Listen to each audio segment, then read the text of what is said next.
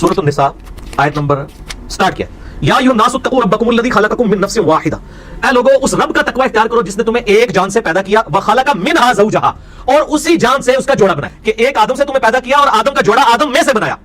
व बस्सा मिनहुमा, फिर इन दोनों से बसा दिए रिजालन कसीरन व निसा, कसरत के साथ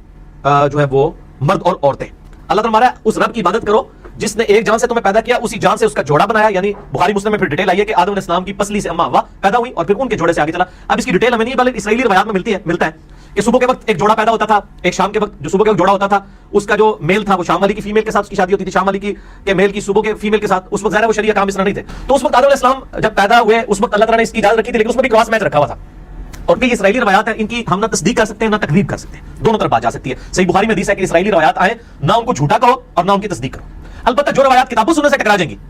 उनकी तो हम तस्दीक करेंगे, डंके की चोट पे करेंगे, वो तो कुरान में वाज़ेह इसलिए चीजें आई हैं ताकि बताया जाए कि भाई यार ये मामला नहीं है।